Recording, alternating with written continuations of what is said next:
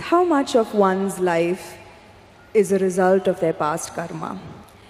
Are the injustices and unfairnesses that one faces in one's life a result of their past karma? If so, do you accept these injustices and find solace in the fact that, okay, the karma is being cleared, even though it might seem detrimental to our lives in so many ways? Samantha, you're old enough for this. I'm not saying you're old, I said you're old enough. Do you still expect the world to be fair to you? That's why I'm asking this question. Can I blame it on my past karma is what I'm asking. I want the world to be fair to me is a schoolgirl question. By now you should know the world is not fair. It will not be fair to you. But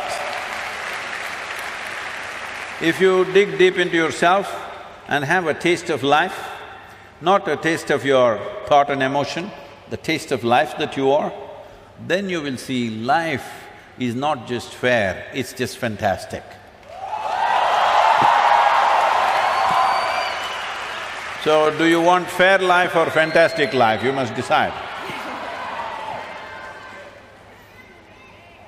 I've noticed this, that beyond the material ego, there is now suddenly a widespread… Who's this ego guy, your friend? Is all around me. And in my industry, the heights of it. So beyond the material ego, I've noticed there's now widespread spiritual ego. I've come across a lot of people who are now on a spiritual path, not you, Sadhguru, who consider themselves superior to people who are not on a spiritual path. How would you advise such people to ensure that they don't fall a prey to this new spiritual ego? First we'll address this ego guy, okay? If you show me where it is, I'll fix it right now. I wish I knew where it was, it just keeps coming suddenly. So, you don't know where it is. The thing is just this, say at certain moments, as a person, as a woman, you are a beautiful person, wonderful person, I mean. I'm sorry, I didn't say only at certain times you're beautiful, you're always beautiful, but certain times you're wonderful, all right? Certain moments maybe you're nasty, possible. So whenever you're nasty, you say, it's my ego. Why don't you say, it's me, I'm sometimes wonderful, sometimes nasty. If you see this, naturally nastiness will go down. But if you say, whenever you're nasty, Mr. Ego does this, and you don't know where he is, you don't know his address or ID, nor do you know his phone number, so how do you fix this guy? So everybody has this going in their life, because this is spiritual jargon without being spiritual is all over the place, particularly in India, because we have, 15, 20,000 years of spiritual history, so we know all the words. We know what Atma, Paramatma, this one, that one, Ahankara, everything we know, words only. Words only, noted. So we can just throw words like this and confuse the Western population quite a bit. Because if you come here, they'll say Mukti, Shakti, this one, that one, all kinds of things. I know a lot of people who've gone and set up spiritual centers in the West, particularly in America, because they just know one chant, just one chant. Okay, Asatoma Sadgamaya, with this they run the whole thing.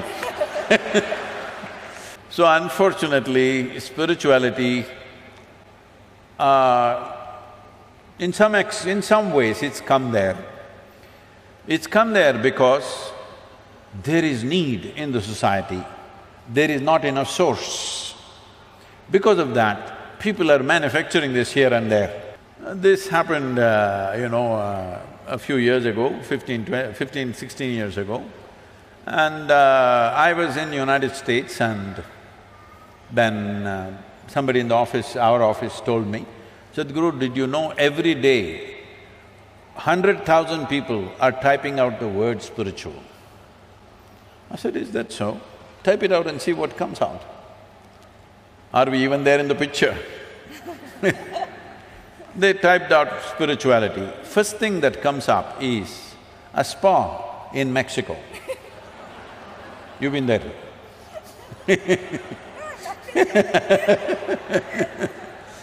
And the next thing that comes out is a call girl in Northern California. She has learnt all that SEO.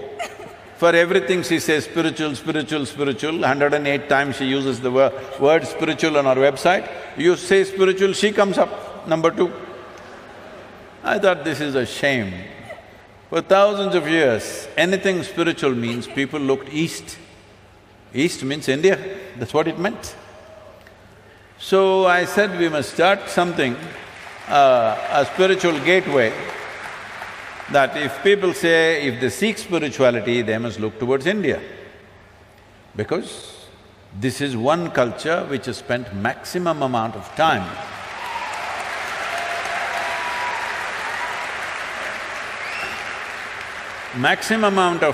exploring human consciousness and the mechanics of what a human being is, how this functions on the surface and its very core. How does this function? What can we do about it? This has been explored. I'm not saying this out of my Indian origin, I'm saying this after looking at the world closely, that nowhere else has it been looked at like this. So, I said we must start a spiritual gateway, India, the spiritual gateway. I must tell you this, till about 15 years ago, I had not met a single guru in this country. I just did not meet, I was just busy doing my own work. I never thought I had to go and look for somebody, I had never been to any other ashram anywhere. And then I thought, okay, let me make an attempt, then I started making phone calls. They all received my call pretty well, and then I started visiting some people and started putting together. We had one meeting with 125 gurus. We made this thing that nobody talks about their philosophy. You keep your philosophy, this is just a meeting. This is just about how to enhance your ashram or your yoga center, whatever you have, how to enhance the quality. We will teach you management, we will teach you branding, we will teach you how to make a website, we will teach you how to present yourself to international community. Your philosophy, we don't touch, you don't touch mine, I don't touch yours, you do your own thing. Because that is the beauty of this culture, that it can exist in hundreds of forms, thousands of forms, and it's okay with us.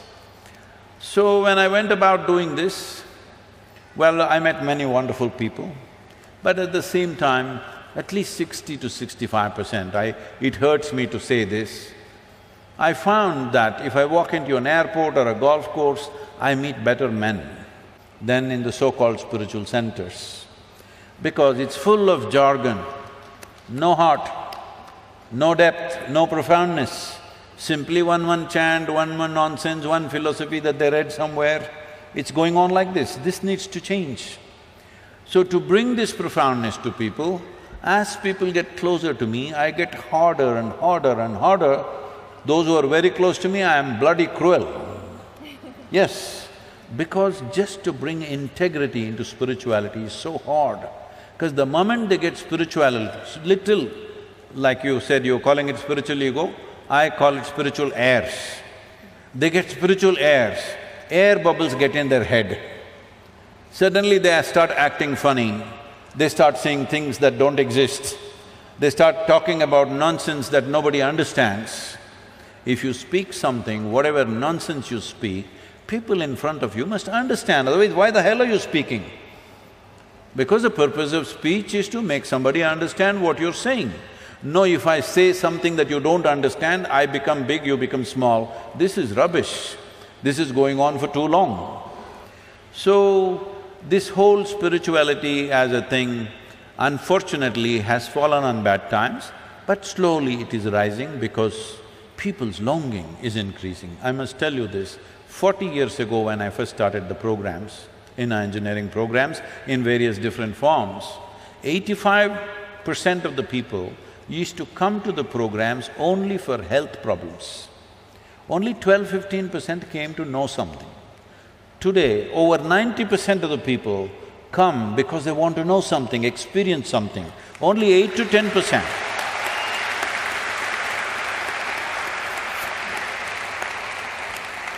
Only 8 to 10% are coming for health issues, which is a significant change in human consciousness. About this ego business, this is one thing we must settle. See, within you, is there only one person or two? I think one. You think one?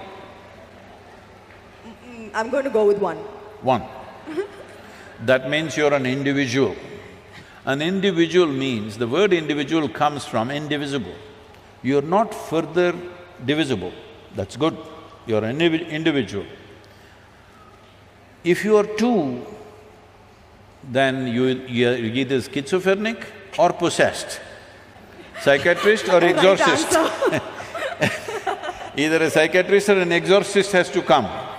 So this is very important, everybody settle this, that don't talk about Atma, Paramatma, ego, this one, that one. You are an individual. What kind are you? Are you a wonderful one or a nasty one? Fix the damn thing.